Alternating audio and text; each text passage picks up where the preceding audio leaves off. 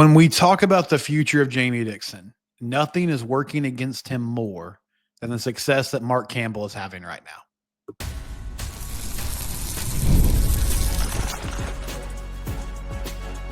You are Locked On Horned Frogs, your daily podcast on the TCU Horned Frogs. Part of the Locked On Podcast Network, your team every day. That's right, Locked On Horned Frogs, your team every day. I'm your host, Steven Simcox. I've been covering TCU athletics for the past 12 seasons. Thank you for joining us. Thank you for making Locked On Horned Frogs your first listen. TCU baseball, they get a midweek win against Texas State on Tuesday. Freshman arms looked really good. We'll talk about that later on in the show, but we start today. It's March. The Big 12 tournament started yesterday, and TCU basketball had a very efficient stay in Kansas City. Unfortunately, they were one and done. They lose to Colorado by a final score of 69-67. And this game, it followed the script that so many have over the past month or so, and really the entire year. Horrible start. First 10 minutes of the ball game, TCU could not score, could not shoot, couldn't buy a bucket. And actually, I thought the effort and the intensity was really good. They rebounded the heck out of the basketball. They didn't turn the ball over a whole lot in the first half, got a little squirrely in the second half, but in the first half, took care of the basketball fairly well, just could not make a shot. Now, eventually, they actually came back and took a 1-point lead into halftime. They're up 27-26 at halftime, miraculously, despite shooting 20% from the floor. And I thought at the time, I was like, well, you shot about as poorly as you possibly can in the first half. You found a way through just effort, intensity, playing hard on defense, rebounding the ball, to take the lead into halftime, come out in the second half, shoot the ball a little bit better, you're going to win going away. That did not happen. Second half opens, Colorado goes on an 8-0 run. Suddenly you're playing for behind basically the entire second half. Make a furious comeback. They fall 69-67, just fall short in this ball game. And Colorado, they had 3 Big 12 wins in the regular season. They won a conference tournament game. So they had 4 conference wins total. 50% of those were against the TCU Horned Frogs, and they happened in the span of about 4 days, on Saturday and then on Tuesday. I don't know what the postseason is going to look like for TCU men's basketball. They are definitely not going to be in the NCAA tournament. I saw a report that Arizona State has an invitation to the College Basketball Crown Tournament, which is a new postseason tournament in Vegas. I imagine if Arizona State has that opportunity, then TCU would have a similar opportunity. But I cannot say that for sure until Selection Sunday. If I had to make a guess, though, I think TCU will be playing some form of postseason basketball. However, this was a very disappointing ending to the season. It was overall a really disappointing season. What was the great bright spot from this year? The win against Texas Tech at home, right? That was about it. You saw some nice things from some freshmen like David Punch and Micah Robinson, but it was just small flashes. It wasn't consistently game over game, great stuff. I think David Punch is going to end up being a really good college basketball player. I don't feel like he's ready to step into being the main scoring threat next season. I have similar feelings about Micah Robinson. Frankie Collins coming back from a medical redshirt next year. But at this moment, you can always reload and reevaluate in the transfer portal. At this moment right now, if you think about this roster next season, the people you have coming back, I don't have a ton of optimism for TCU basketball. And when we talk about TCU basketball, the conversation always seems to circle back to Jamie Dixon because they're in a weird spot with evaluating him. He is unquestionably the best coach in TCU basketball history. But it also feels like the program is stale and that it's hit its ceiling and that this is about as far as they can go with him at the helm. So let me get a couple things out of the way first. He will be back next season. Unless he decides he wants to move on, Jamie Dixon will be coaching TCU basketball next season. That's the reality. I think he should get another season. I think he should get another year with this group of players to try to prove what he can do. I feel like he has earned that. This is the end of year 9. They've made the NCAA tournament 4 times. Before he took the job, if you told people that within his first 9 seasons, TCU would make the NCAA tournament 4 times and they would win 2 of those tournament games and make the round of 32 twice, I believe 90% of TCU people would be like, wow, that's amazing. What a turnaround. But with better results comes higher expectations. Jamie drug the program from the bottom of the barrel to a place where it is competitive. And with that, expectations have raised. They had injuries this season. It was supposed to be a rebuilding year from the get-go. I understand all of that. This was still a frustrating team to watch. And a lot of the issues that they had are issues that they've had in the past. Missing free throws, turning the ball over, just not having players that can go get their own bucket, that can go score. Long scoring droughts. How many times this year in the first 10 minutes of the ball game did we watch this team just miss jumpers and miss layups and miss bunnies? It was the reality of it. So I was thinking about this yesterday. When we talk about Jamie and where he's at and what his future looks like, the people that support him and are behind him and are like, there's no reason to make a change in the near future. The general argument that they put forward, which is a legitimate question, and I don't think I'm not totally dismissing this idea, but it's the idea of, well, who are you going to go get that's better? TCU basketball is not historically a good job. It does not have a lot of success, right? It's not a place where there's years and years of tournament history.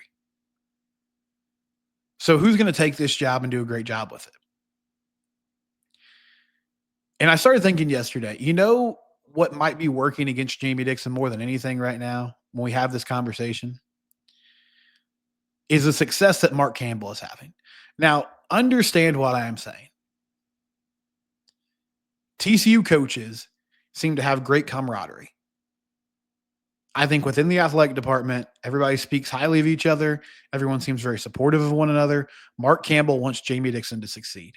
He wants the men's basketball program at TCU to be very good. There's no beef here. I'm not insinuating that anything like that is happening. What I am saying is, if you look at the men's basketball program before he got there, there was not a history of success. Recently or historically. Reagan Peebley, I loved her. Thought she was an amazing person. She had some great moments. She had that team in the COVID year that would have made the NCAA tournament, probably would have been like a 5 or a 6 seed and maybe could have made a run. But the tournament got canceled. They didn't get that opportunity. And then they couldn't get back to that place. And when Mark Campbell was hired, I did not know who he was. I'm not going to lie to you and act like I knew who this guy was. I saw when he was hired that people in women's basketball circles that follow the sport really closely, nationally, said, wow, that looks like a good hire. He did a nice job at Sacramento State. He was very involved in the recruiting aspect of that Oregon team, those Oregon teams that were really, really good when Sabrina Ionescu was there. He was the architect of those rosters. He's a young dude. Personable, all the, kind of checks all the boxes you would want from a head coach. And he walked in and he did a great job using those relationships that he's built through his years on the recruiting trail to immediately raise the talent level of that roster. And in year one, he ran into a bunch of injuries and some bad luck, but they were still improved. And then this season, he goes and gets Haley Van Lith. And I thought, looking at the team before the year, I was like, yeah, they're obviously going to be better. I think they could finish like 4th or 5th in the Big 12. They should make the NCAA tournament if they do that. And that would be a great step forward for this program. Well, they've blown those expectations out of the water. Now, ultimately, it comes down to what you do in the NCAA tournament. But they won the Big 12 regular season title. They won the Big 12 tournament. They're most likely going to be a 2 seed. And he did all this in 2 years. Mac Engel wrote a story last week basically saying, be careful what you wish for. Pitt moved on from Jamie Dixon in a very similar circumstance. Historically, program didn't have success. He had success there. They decided, you know what? This isn't enough. We want to move on. They have not reached those heights since. They have fallen into irrelevancy. Nobody talks about Pitt basketball anymore. I get it. It would be a major risk. But there are good young coaches that I think would be willing to take this job and could bring some new energy and enthusiasm to it. Now, ultimately, I think Jamie has earned the opportunity and the right to get another year. The reality is he's going to get another year, maybe more. But let's not act like it's a completely insane thought to entertain the idea of eventually making a change. Because what we saw on Tuesday afternoon was not fun. What we've seen over the last few weeks, with the exception of that win over Tech and a win against Central Florida, it hadn't been fun. And I think they're going to get a chance to play some more games. But I've lost, I was the one that was like, hey, you make the NIT, you make whatever postseason tournament, that's a good thing. Because you got some young players, you're going to get more practice time, you're going to get more reps. And I still believe that. But my enthusiasm of watching them play and watching them make a run in one of those postseason tournaments has waned significantly because they're just struggling. And again, I don't think it's an effort issue. And I feel for the guys because I watched them. I know they're trying. Like, I watched them yesterday and I know they were trying their best. Like, they were giving great effort. They were trying to stay in that game and be competitive. They just couldn't make a shot. And that's been a frequent problem. And I know those dudes are feeling it more than anybody, but it's still frustrating to watch. I want to talk about this more when we come back. What does this roster look like for next year? It's Locked On Horned Frogs, your team every day.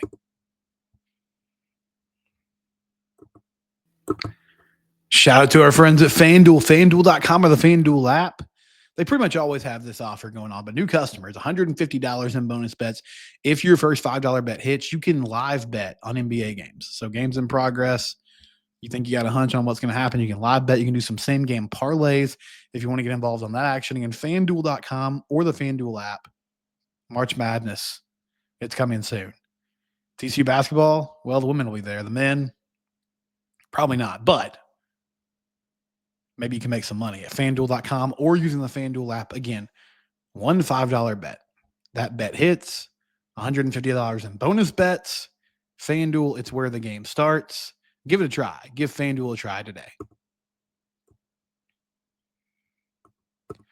So my biggest question right now about TCU basketball, Jamie faced a crossroads like this before.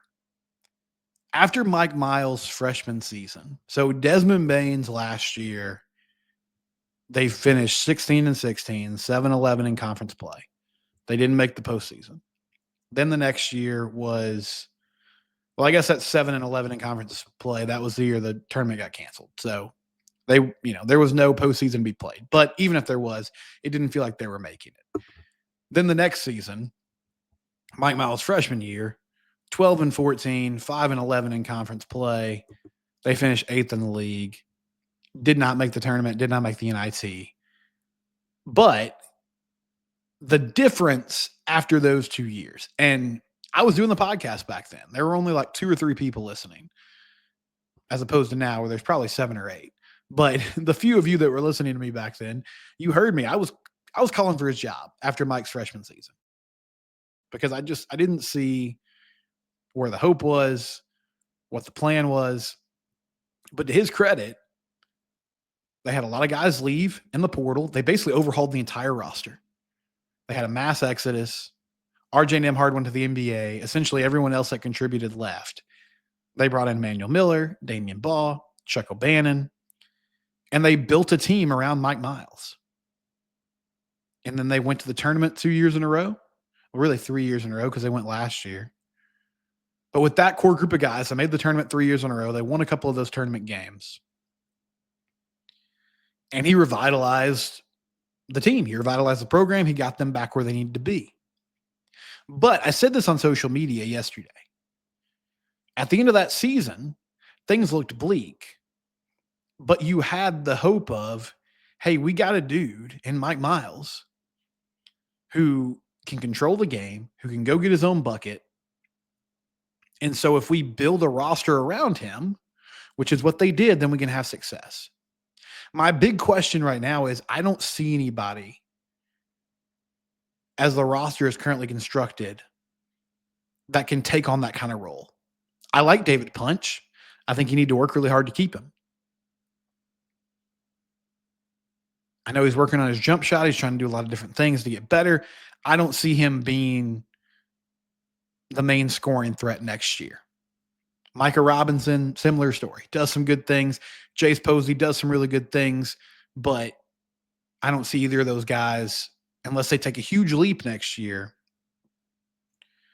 becoming scoring option number one. Vashawn Allett was in that role this season. I think he would be really good in a secondary scoring role. He's always going to be a volume scorer. I mean, he's going to shoot the ball a lot.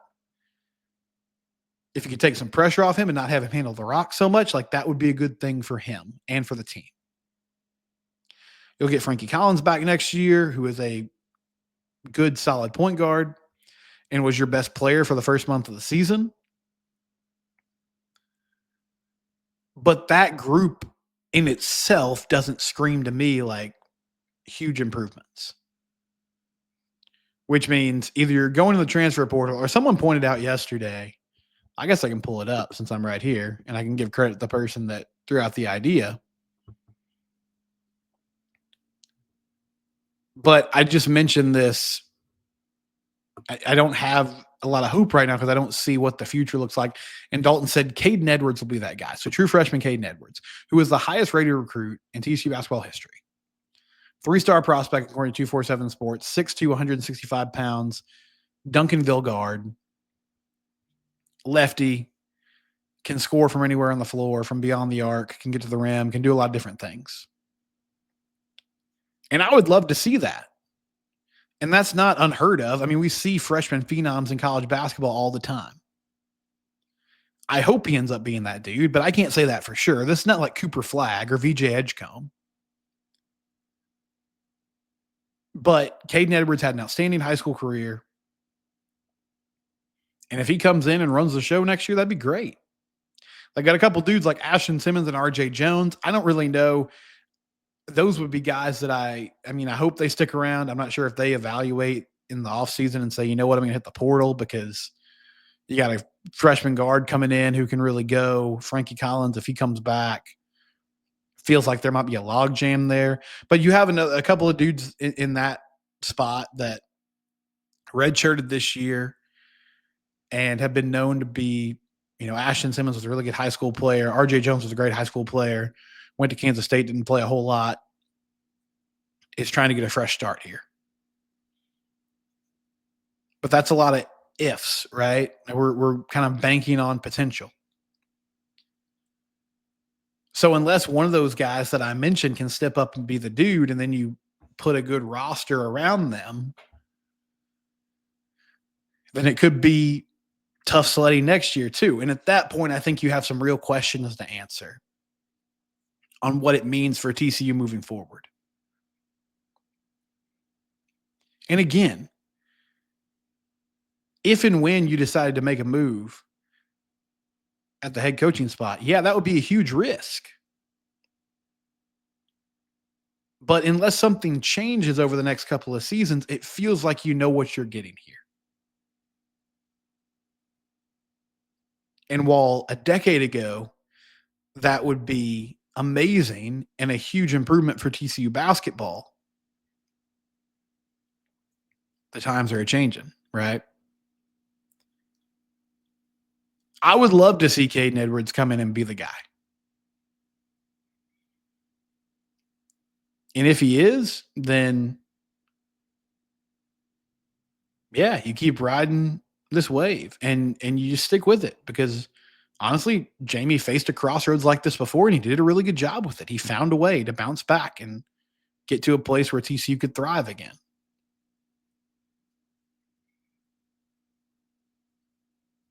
Can he do that a second time?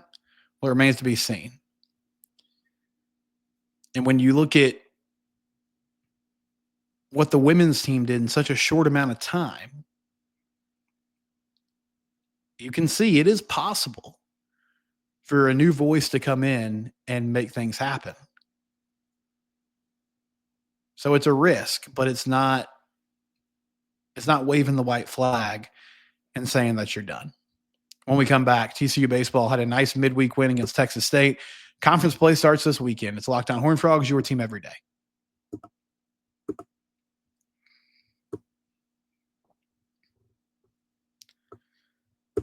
Game Time. If you need tickets, download the Game Time app today. Use code LOCKEDONCollege for $20 off your first purchase. They'll give you a view of what you're going to see when you sit down at your seat. The tickets get sent straight to your app. It's super easy. It's very convenient. I've used the Game Time app myself. I love it. I tell people if they need tickets on the secondary market, use Game Time because it's just really easy to navigate and use. My parents, they bought me tickets for Christmas a few months back.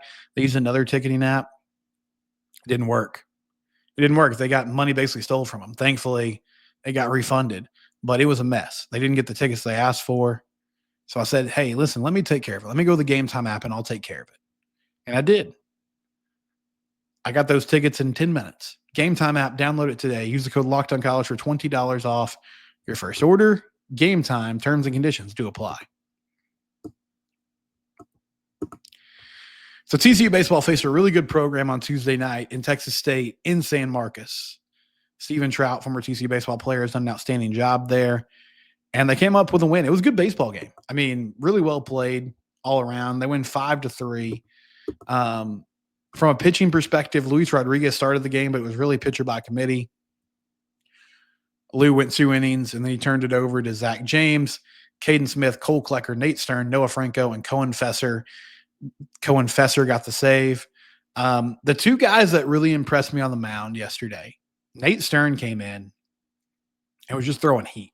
He jammed somebody on the first pitch and on the hands they threw, got a weak ground ball, then got 2 strikeouts in a row. He's throwing 95, 96. He gave up a solo home run in the second inning of work, but then he came back and struck out the side. A lot of swing and miss stuff, looked really good. Noah Franco also looked great, throwing 94, 95, had a nasty slider working. He's doing a better job at the plate too, but I really like the potential of what we see from him throwing the ball and what he could be coming out of the bullpen this year. Colton Griffin swinging a hot bat. He had 3 hits yesterday, had an RBI double. That was a big shift in that game, doubled the right center to give the Frogs a 2-1 lead in the 5th inning. Jack Bell had a home run to give them a little insurance and give them a 5-3 lead when it was 4-3 in the 8th inning.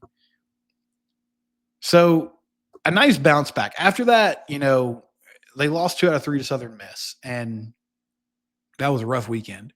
But come back, you sweep Fresno State.